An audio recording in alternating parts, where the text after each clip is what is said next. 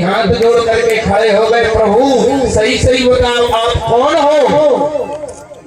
भगवान ने कहा हम वही तुम्हारे त्रेता युग के राघवेंद्र सरकार है राम जी। कहा प्रभु हम नहीं मानेंगे, आपको उसी रूप में दर्शन देना होगा। कहते मुरली कहते चंद्रिका कहते गोपियन के साथ ओ अपने जन के कारण श्री कृष्ण भय रघुनाथ। तुरंत ही भगवान राम जी के स्वरूप में प्रकट हुए, अपने स्वामी को जान करके तुरंत चरणों में गिर गए। जामवंत जी भगवान ने आने का कारण बताया।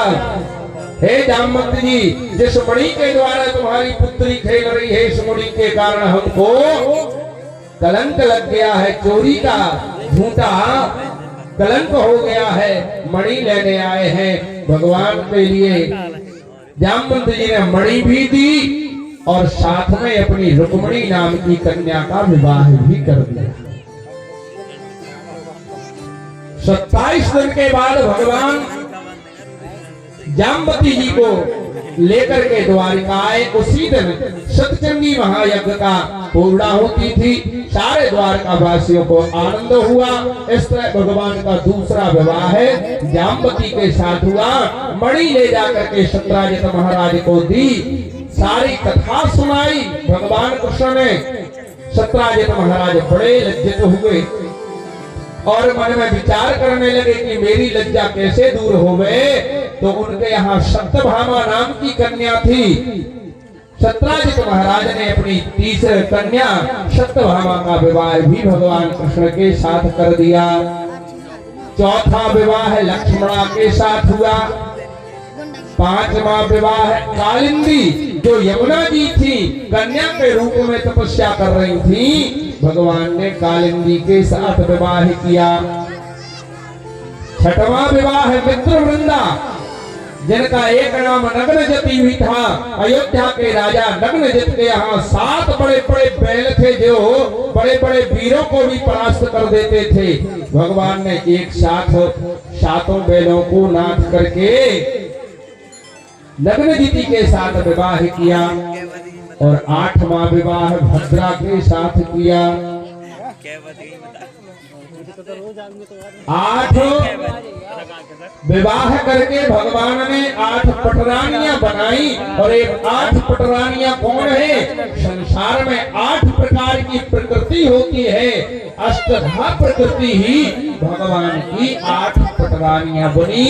भौमासुर के जेल में बंद 16,100 कन्याएं जो मन ही मन भगवान कृष्ण को पति मान चुकी थी। भौमासुर जिसकी भी कन्या सुंदर दिखती थी ले आता था और उसने संकल्प किया था कि जब 20,000 कन्याएं इकट्ठी होंगी तब मैं एक साथ विवाह करूंगा। देवताओं की, दानवों की, मानवों की, यक्षों की, चित्रगुप्तों की जिसकी भी कन्या सुंदर दिखती ला करके जेल खाने में बंद कर देता। 16,100 कन्याओं की संख्या हो गई। नारद जी के द्वारा जब भगवान को पता चला, साथ में सत्यभामा को साथ ले जाकर के भौमासुर का अंत किया। और जब 16,000 कन्याओं को जेल खाने से बाहर निकाला, कन्याओं ने कहा प्रभु अब हम कहाँ जाएं? भगवान ने कहा अपने अपने घर चली जाओ। कन्याओं ने कहा नाथ पहली बात तो सबसे बड़ा कलंक लग गया है कि हम हरण करके लाए, हमारा हरण हुआ है और हरण करने वाले को आपने मार दिया है और हम जैसे हरण करने वाली कन्या के साथ में कौन विवाह करेगा। इसलिए हे नाथ आप तो दीन बंधु हो, आप शरणागत वत्सल हो और वास्तविक संसार के सच्चे पति भी आप ही हो। अगर आप हमें स्वीकार कर लो।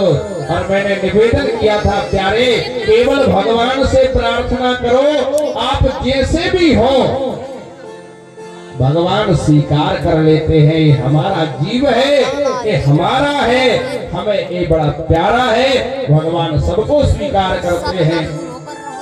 16,100 कन्याओं से विवाह किया और भगवान ने 16,108 रानियां पटरानियां हो गई।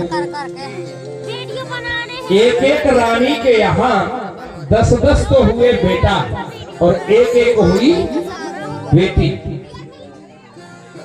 1,61,080 तो हो गए बेटा और 16,108 हो गई कन्या। और यही देव और मानव में अंतर है। भगवान कृष्ण कौन है? देव है। सब कुछ होते हुए भी सोने की लंका रावण के यहाँ भी थी और सोने की द्वारका भगवान के पास भी है, लेकिन दोनों में अंतर है। रावण के लिए सोने की लंका जैसे ही प्राप्त हुई तो क्या हो गया? हृदय में लोभ हो गया। कुबेर की नगरी पर चढ़ाई कर दी थी। अरे जब सोने की लंका पहले ही से थी तो कुबेर जो धन का देवता था उसको परेशान करने की क्या आवश्यकता थी?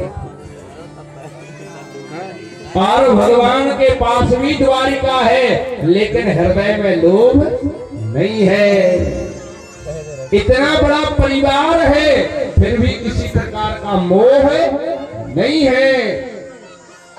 और इतना बड़ा परिवार जैसे भगवान का देखा देवर्षि नारद ने मन में विचार किया कि मैं तीनों लोकों में घूमता हूँ और लोग एक पत्नी से परेशान हो जाते हैं। हो जाते कि नहीं हो जाते? किसी से पूछे कि भैया विवाह हो गया? हाँ विवाह तो हो गया। अच्छा ये बता विवाह के पहले आनंद में थे कि अब हो? अरे भैया ऐसी थोड़ी जानते थे, पहले तो खूब स्वतंत्र रहते थे, अब तो गले में क्या लग गई? फांसी। जैसे ही विवाह हुआ और गले में लग गई फांसी। बेड़ी जल जाती कि नहीं जल जाती? पर अपनी इच्छा से नहीं कर पाते सब कुछ। नारद जी विचार करने लगे एक विवाह वाले परेशान है और जिनके दो हो जाए उनकी तो दुर्दशा ही है। एक सेठ जी के हुए 2 विवाह। सेठ जी ने ऐसी व्यवस्था कर रखी कि एक पत्नी को ऐसा मकान बनवाया डबल खंड का, एक पत्नी को ऊपर वाले खंड में कर दिया, एक पत्नी को नीचे वाले में। अब सेठ जी जब कभी भी कहीं से आते, अगर नीचे वाली पत्नी ने भोजन बना लिया तो नीचे ही रुक जाते, ऊपर वाली ने बनाया तो ऊपर चले जाते। एक दिन जैसे ही संध्या के समय सेठ जी आए, आज दोनों पत्नियों ने भोजन बना दिया और दोनों प्रतीक्षा कर रही थी। जैसे ही आए घूम घाम के नीचे वाले कहने लगी हाँ सीधे धरा, हमने भोजन बनाया है। ऊपर वाली कहने नहीं नहीं नहीं आज भोजन हमने बनाया है, ऊपर आओ।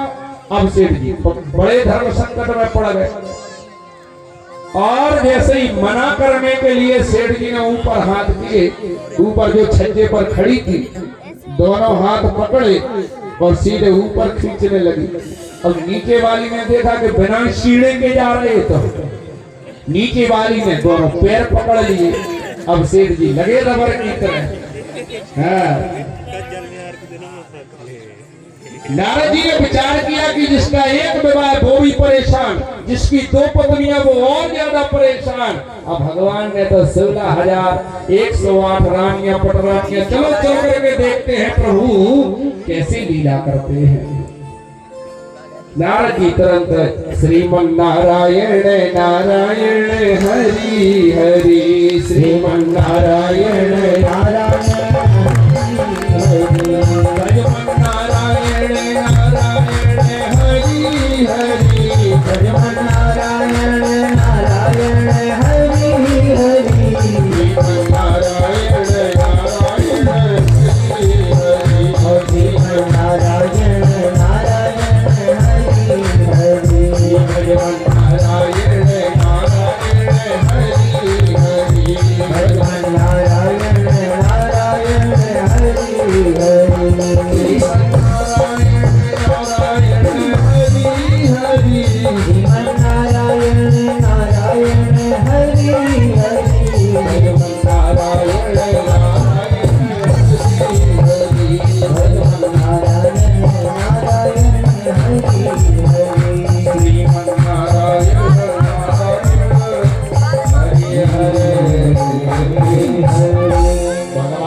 ग्रस्त लीला के दर्शन करने के लिए जैसे ही नारद जी पधारे, जिस कमरे में गए, अब एक दो कमरा तो थे नहीं, अलग अलग व्यवस्था थी सबकी। 16,108 कक्ष,